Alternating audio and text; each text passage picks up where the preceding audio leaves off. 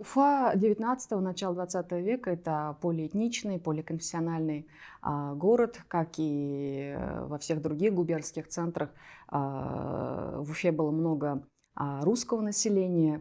Тем не менее, татарское сообщество Уфы тоже было очень ярким и заметным. И не случайно татары из других регионов России называли Уфу Мирза-Уртасы. Это было связано с тем, что в Уфе всегда было много татарских дворян. А в рассматриваемый период мы видим, что растет экономическая мощь татарских купцов Уфы. Это все влияло и на развитие мусульманской инфраструктуры, способствовало появлению каких-то культурно-образовательных учреждений, связанных с татарами. Если возвращаться к истории формирования татарской общины Уфы, то здесь, конечно, большую роль сыграло учреждение в конце XVIII века Оренбургского Магометанского духовного собрания. Эта организация, учреждение было призвано регулировать жизнь мусульман от Сибири до Санкт-Петербурга. Именно в Уфу ехали муллы, чтобы сдать экзамен и получить право на осуществление этой религиозной деятельности. И, конечно же, это все тоже способствовало развитию мусульманской инфраструктуры города. Первая мечеть в Уфе, она была деревянной, но она сгорела. И лишь в начале XIX века, в 1830 году, была построена самая первая соборная каменная мечеть города Уфы. Это красивое здание, оно сохранилось и ныне, стоит на улице Тукаева. И в строительстве этой мечети огромную роль сыграл, помог своими финансами татарский купец из Казани Мукмин Хазисиитов. Он был очень влиятельным промышленником, жил в деревне Служило-Ура, это ныне Арский район Татарстана, строил мечети по всей России, и в том числе Уфе он тоже помог с мечетью. И на этой улице Тукаева, вокруг Оренбургского Магометанского духовного собрания, сформировался один из первых кварталов татарских. Здесь селились в основном богатые татары, чиновники, дворянство, люди, работающие как раз в этом собрании. В 1887 году тоже на этой улице открылась медресе Усмания, довольно известная медресе. А если брать уже менее состоятельных татар, то они начали селиться немножко подальше. Это Нижегородская слобода города Уфы. Там жили мещане, крестьяне. И среди татар много было тех, кто занимался кожевенным промыслом. Это, в общем-то, очень традиционный для татар промысел. И сама слобода, она находится на берегу реки Белой, и поэтому все это способствовало развитию этого кожевенного промысла. Конечно, слобода была, как и весь город, там было смешанное население, жили русские и татары. И именно на границе этой Нижегородской слободы находится старинное мусульманское кладбище Уфы на высоком берегу реки Белой. Если оперировать какими-то современными ориентирами, то мусульманское кладбище, татарское кладбище Уфы, оно находится за Уфимским телецентром. Другая граница Нижегородской слободы – это уже на стыке с регулярной городской застройкой. Это место примечательно тем, что в начале XX века уже там было построено медресе Галия. Медресе Галия – знаменитая новометодная медресе. Конечно же, в этой слободе были и другие мусульманские учебные заведения. Все татарское сообщество Уфы помогало со строительством этой Галии. Например, жившие и работавшие в Нижегородской слободе братья Ягудины, Фатхулла и Сайфулла, у них был как раз кожевенный промысел, они помогали, например, при строительстве медресе и дали 50 тысяч кирпичей, пожертвовали. Начало XX века еще примечательно тем, что в это время формируется, даже можно сказать, что с конца XIX века формируется еще один татарский уголок Уфы, это район Верхней торговой площади. Есть вообще в Уфе Верхняя торговая площадь и Нижняя торговая площадь раньше была. Это в районе современного монумента «Дружба». Эти две торговые площади соединяла Большая Казанская улица, это Октябрьская революция, одна из древнейших улиц Уфы. И на Верхней торговой площади в начале XIX века был построен гостиный двор. То есть это место всегда было очень оживленным торговым бойким местом. Но со строительством вот этого здания появились возможности для развития стационарной торговли, уже постоянные лавки какие-то возникли. И там было много тоже татарских купцов, те же самые Ягудины, Хусаинова, Идрисова, много-много фамилий. Если брать начало XX века, уже появляются такие имена, как вот Абдуллатиф Хакимов, Назирова, Шамгулова и так далее. Как я уже сказала, Верхняя торговая площадь, это уже с конца XIX века татары тоже там торговали. И очень интересные воспоминания об Уфе, о гостином дворе. Об этом месте оставил русский писатель Сергей Елпатьевский. Он отбывал ссылку в Уфе в 80-й год XIX века, работал земским врачом. Так вот, Сергей Елпатьевский писал, что вся торговля в Уфе в руках русских и татар. В начале 20 века мы видим, что Верхняя торговая площадь – это не просто торговое, коммерческое какое-то место, связанное с татарами. Здесь еще появляется много каких-то культурных, образовательных учреждений. И, конечно же, в этой связи самое примечательное явление – это строительство Хакимовской мечети. Она была построена в начале 20 века, в 1908 году. Эта мечеть интересна тем, что она двухминаретная. Каждый минарет достигал 18 метров. И, конечно же, для того времени это был очень амбициозный архитектурный проект. Осуществил его купец татарский Абдуллатиф Хакимов. Он был родом из деревни, очень известной татарской деревни Тюнтер, Малмышский уезд Вятской губернии. Это современный Балтасинский район Татарстана. В Уфе у него тоже была торговля, связанная как раз с гостиным двором, мануфактура, чай, сахар, очень много направлений. И вот он начинает покупать какие-то участки на улице Бекетовской, это рядом тоже с гостиным двором, современная улица Мустая Карима. И строит здесь вот эту Хакимовскую мечеть. Рядом с мечетью у него открывается медресе Хакими на 300 учеников, тоже очень известное учебное заведение.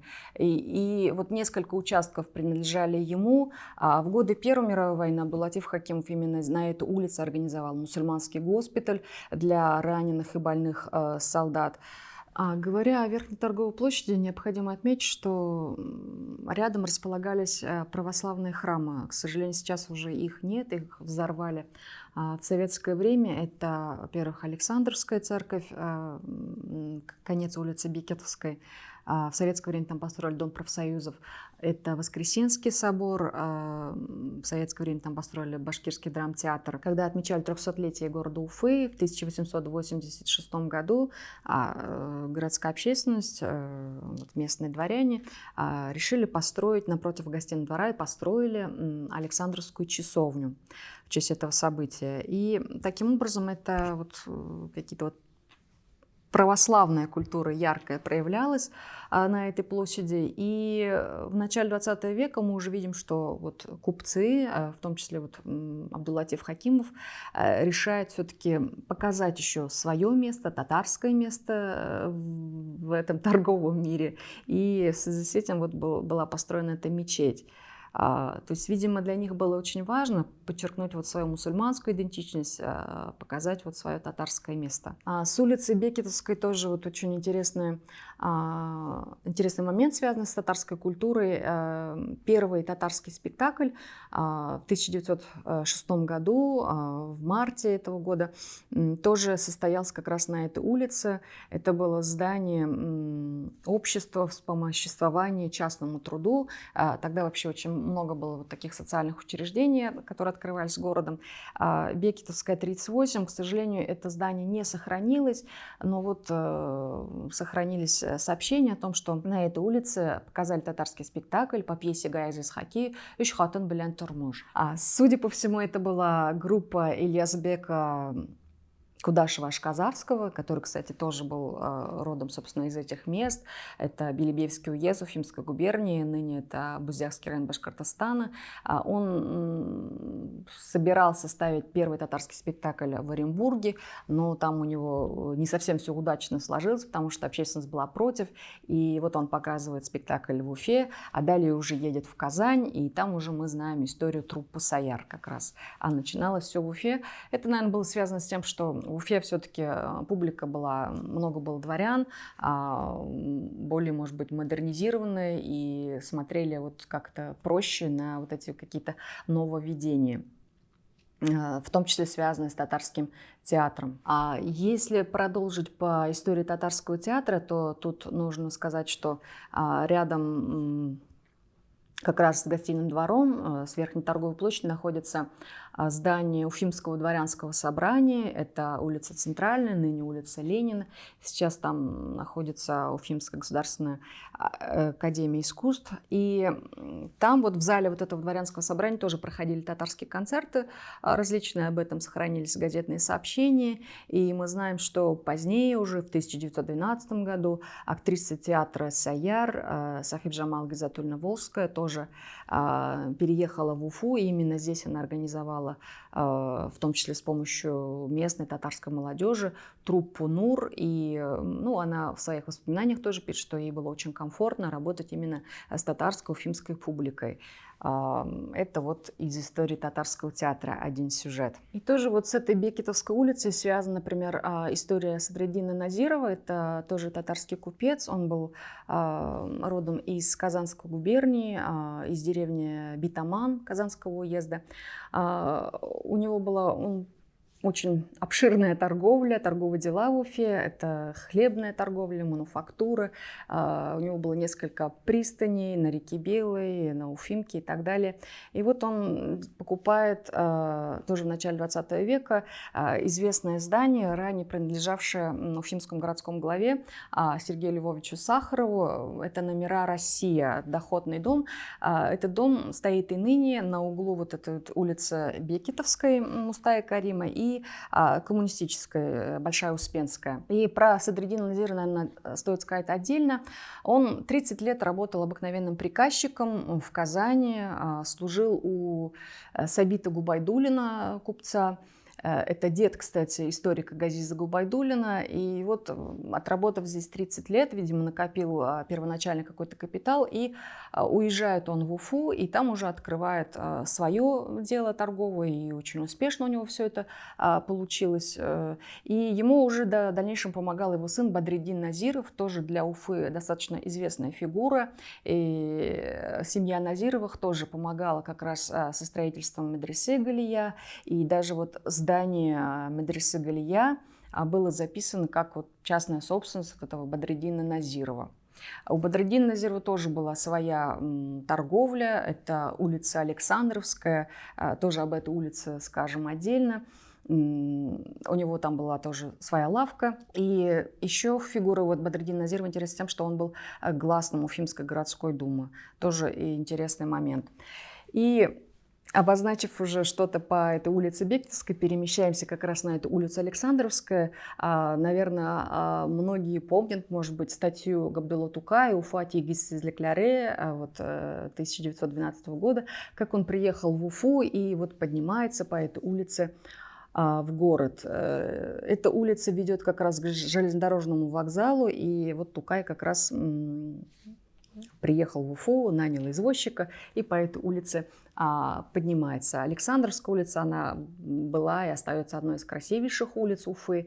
Это деловой центр. И, конечно же, на этой улице одно из примечательных зданий – это торговый дом братьев Каримовых. Они были родом из Симбирской губернии, это известные книготорговцы. Их торговый дом братьев Каримовых, здание сохранилось и сейчас. В советское время это называли ЦУМом. Здесь они вели широкую торговлю, это, по сути, вот торговый центр того времени. То есть они торговали не только книгами, но и там товары повседневного спроса, какие-нибудь там, и даже необычный товар вроде велосипедов, автомобильных шин там, и так далее. Все это было вот в этом торговом доме. Рассказывая про торговый дом Каримовых, нужно отметить, что торговали там не только Каримовы, они сдавали свои помещения другим татарским купцам. И вот один из них — это Сабирзян Шамгулов, он тоже родом из Казанской губернии. И какое-то время он арендовал в торговом доме Каримовых помещение для магазина дамского, мужского, детского платья. И там были другие тоже товары. Это вообще оптово-розничная торговля у него была. И это, опять же, возвращаясь к мысли о том, что в Уфе была очень модернизированная публика, и тогда же распространяется городская мода татарская, и вот в том числе вот в таких магазинах они заказывали себе такие модные платья. А позднее уже Сабирзян Шамгулов расширяет свою торговлю и покупает тоже здание рядом. Это здание ныне называется гостиница «Уфа Астория». Тогда это в дореволюционное время тоже был доходный дом, номера Астория. И интересно, что это здание тоже принадлежало бывшему уфимскому городскому голове Зайкову. И вот татарский купец Сабирзян Шамгулов покупает этот дом. То есть тем самым вот расширяется вот татарский деловой центр Уфы.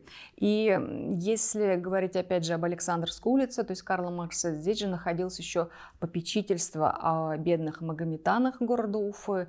Это общественное учреждение, благотворительное учреждение возникло еще в конце XIX века. В организации этого учреждения большую роль сыграли, конечно же, и дворяне местные, и духовенство. Первым председателем правления был мулла Хайрулла Усманов. Дальше мы видим, что руководил этим учреждением Салимгарей Джантурин, это зять Тевкелевых. А уже в начале 20 века и уже до революции вот этим попечительством руководил сын Абдул-Латифа Хакимова Мухаммед Назиб Латипов. И при этом попечительстве работали приюты, школа, то есть это все тоже работало на развитие какой-то вот татарской инфраструктуры.